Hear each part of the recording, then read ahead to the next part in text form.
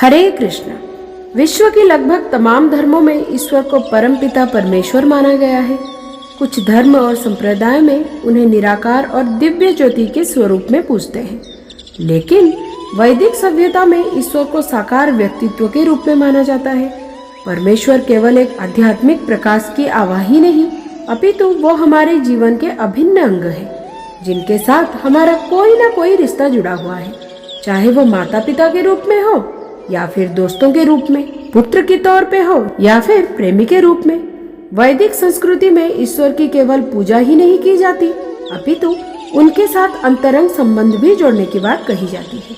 और जहाँ ऐसे अंतरंग संबंध हो और भगवान अपने भक्तों की भक्ति के अधीन न हो, ऐसा तो हो ही नहीं सकता ना।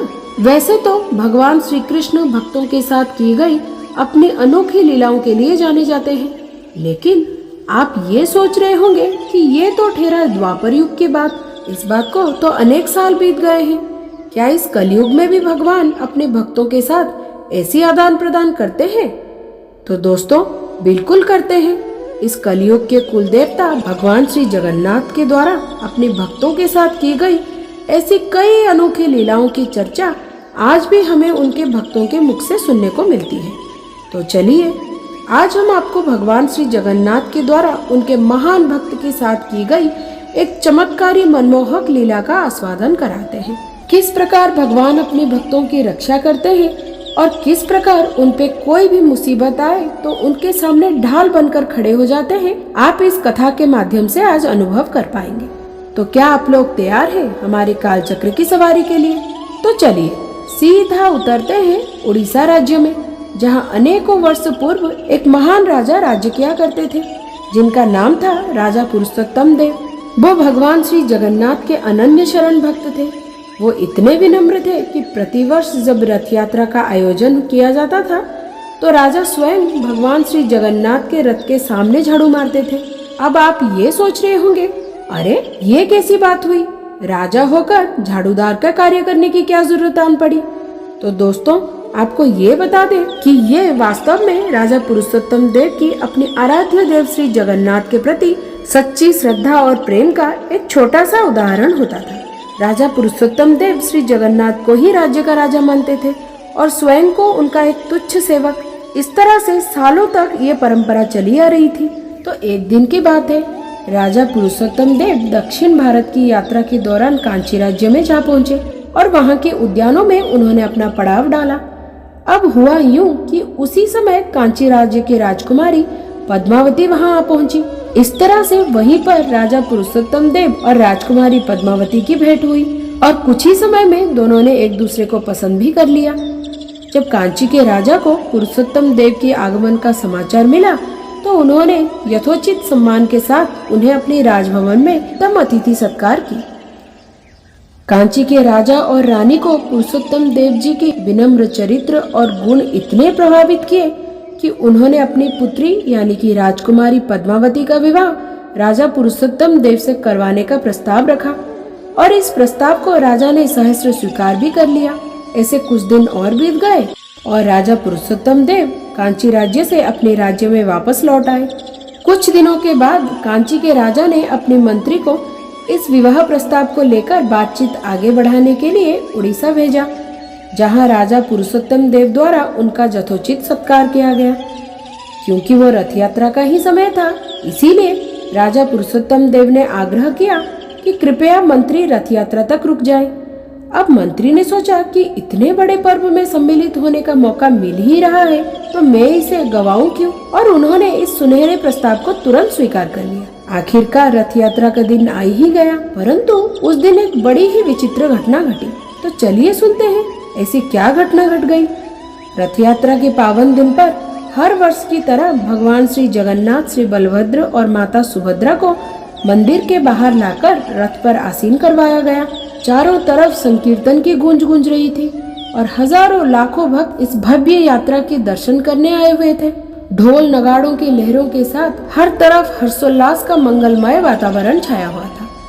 इन सब के बीच कांची राज्य के मंत्री ने कुछ ऐसा देखा जिससे उनकी आंखें खुली की खुली रह गई। दरअसल उन्होंने राज्य के राजा यानी कि पुरुषोत्तम देव को इस उत्सव में भगवान के रथ के सामने झाड़ू लेकर खड़ा देखा। कांची राज्य के मंत्री का सिर मानो चकरा गया। उन्होंने ये सोचा कि एक राजा होते हुए भी मार्ग में सफाई का कार्य क्यों कर रहे हैं पुरुषोत्तम देव, जबकि राजा इस कार्य के माध्यम से अपने आराध्य श्री जगन्नाथ के प्रति अपनी भक्ति और विनम्रता को प्रदर्शित कर रहे थे। परंतु मंत्री को ये बात समझ में नहीं आई और उन्होंने इस बात को कांची राज्य के राजा का अपमान समझ लिया और तुरंत ही उड़ीसा छोड़कर अपने राज्य में वापस चले गए। पहुंचने के बाद उन्होंने राजा को ये सारा वृत्तांत कह सुनाया और अंत में बड़े ही रुष्ट स्वर से कहा कि हमारी राजकुमारी पद्मावती का विवाह एक ऐसे व्यक्ति के साथ कैसे किया जा सकता है जो कि मार्ग में झाड़ू मारने का कार्य कर रहा हो। अब मंत्री की ये बात सुनकर राजा स्वयं भी आश्चर्यचकित रह गए। उनमें से किसी ने भी इस कार्य के पीछे राजा पुरुषोत्तम देव का भाव समझने की प्रयत्न नहीं किया और मंत्री की सलाह पर कांची राजा ने अपनी पुत्री पद्मावती और पुरुषोत्तम देव का विवाह तोड़ने का निश्चय कर लिया। तुरंत ही उन्होंने एक दूत को उड़ीसा भेजा और उससे ये संदेश कहलवाया कि जो व्यक्ति एक चांडाल की तरह मार्ग में सफाई का कार्य कर रहा हो उसके साथ मैं अपनी पुत्री का विवाह करवा दूं, ये कदापि संभव नहीं है। ऐसे अपमानजनक संदेश भिजवाने के बाद कांची राजा यहाँ पर भी नहीं रुके और कुछ ही समय में उन्होंने अपनी पुत्री के लिए तुरंत एक स्वयंवर का आयोजन कर दिया।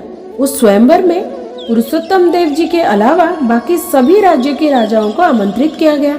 अब इस बात का सबसे ज्यादा दुख राजा पुरुषोत्तम देव और राजकुमारी पद्मावती को लगा।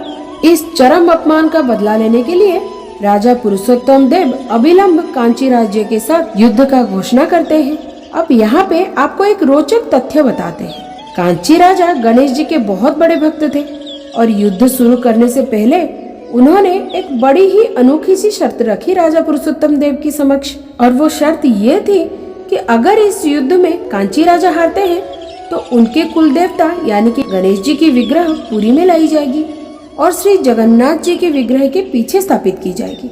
परंतु अगर उड़ीसा के राजा हारते हैं तो उनके आराध्य देव यानी कि भगवान श्री जगन्नाथ, श्री बलभद्र और देवी सुभद्रा की विग्रह कांची लाई जाएगी और गणेश जी के विग्रह के पीछे स्थापित की जाएगी। ऐसे एक अजीब सी शर्त के साथ प्रारंभ हुआ घमासान युद्ध। सब कुछ सही चल रहा था, लेकिन अचानक ही राजा पुरुषोत्तम देव की सेना आवास में और शस्त्रागार में भीषण आग लग गई। परिणाम स्वरूप चिंतित हो उठे राजा कि कहीं उन्हें हार स्वीकार करना न पड़ जाए।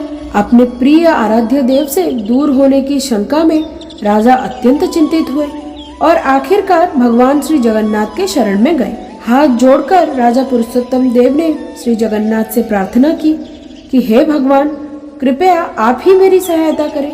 मैं आपके रथ के समक्ष मार्ग साफ कर रहा था, सिर्फ इसी बात को देखकर कांची राजा ने मेरा विवाह प्रस्ताव तोड़ दिया। अगर मैं इस युद्ध में पराजित होता हूँ तो ये सिर्फ मेरा ही नहीं अपितु आपका भी हार होगा। आप जगत के पालनहार परम भगवान हैं। आप श्री गणेश जी के विग्रह के पीछे कैसे स्थापित हो सकते हैं? ऐसे आर्तवाणी में प्रार्थना करने लगे राजा। उसी रात्रि को राजा की स्वप्न में आते हैं श्री जगन्नाथ और कहते हैं कि हे राजन, घबराओ मत, दोबारा जाओ और युद्ध करो। इस बार मैं स्वयं तुम्हारी सहायता करूंगा।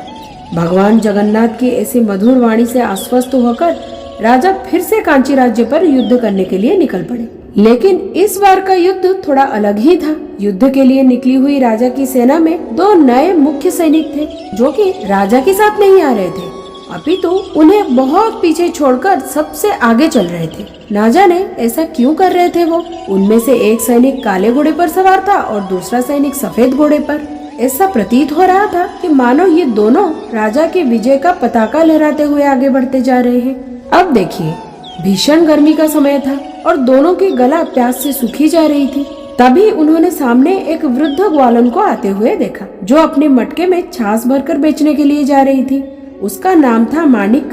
दोनों सैनिकों ने उसे रोका और पूर्ण संतुष्ट होने तक उसकी सारी छाछ पी ली। आखिरकार तृप्त होने के बाद दोनों घोड़े पर फिर से चढ़कर युद्ध में जाने की तैयारी करने लगे कि तभी उस ग्वालन ने उन्हें रोक लिया और अपनी छाछ के बदले पैसे मांगे। अब ये दोनों तो ठहरे सिपाही, उनके पास तो पैसे थे ही नहीं। तो उन्होंने ग्वालन से कहा कि देखो माई, हम तो राजा के सैनिक हैं और हम युद्ध के लिए जा रहे हैं। अब हमारे पास पैसे कहाँ से आएंगे? ये सुनकर वो वृद्ध ग्वालन रोने लग गई और कहने लगी कि अब मैं अपने परिवार का पेट कैसे भरूंगी। ये बात सुनकर काले घोड़े पर जो सैनिक थे उन्होंने उस वृद्ध स्त्री को अपनी हीरे की अंगूठी निकाल कर दे दी और कहा कि ये लो माई, आप ये रख लो। अब कुछ ही समय में हमारे राजा इसी मार्ग से आएंगे, उनको आप रोक लेना और इस हीरे के अंगूठी के बदले अपनी छाछ का मूल्य ले लेना। इतना कहकर वो दोनों सैनिक तेजी से वहाँ चले गए और मानिक ग्वालन उसी मार्ग पर बैठ गई राजा की राह देखते हुए। कुछ ही समय के बाद राजा अपने सारे सैनिकों के साथ वहाँ पे आते हैं तो वो वृद्ध ग्वालन राजा को तुरंत रोक लेती है और कहती है कि हे राजा, तुम्हारे दो सैनिक अभी कुछ ही समय पहले यहाँ से गए हैं। एक काले घोड़े पर था और दूसरा सफेद घोड़े पर। उन दोनों को इतनी प्यास लगी हुई थी कि उन्होंने मेरी सारी छाछ ही खत्म कर ली और मूल्य मांगा तो ये अंगूठी देकर कहने लगे कि इस अंगूठी के बदले आप मुझे मेरी छाछ का मूल्य देंगे, तो अब आप ये अंगूठी लीजिए और मेरे पैसे दे दीजिए ताकि मैं अपने परिवार का पेट भर सकूं। ये कहकर मानिक ग्वालन ने राजा के हाथों में अंगूठी रख दी। अरे ये क्या! जैसे ही राजा ने उस अंगूठी को देखा तो आश्चर्य और प्रसन्नता के कारण उनकी आंखों से अविरत अश्रुधारा प्रवाहित होने लगे।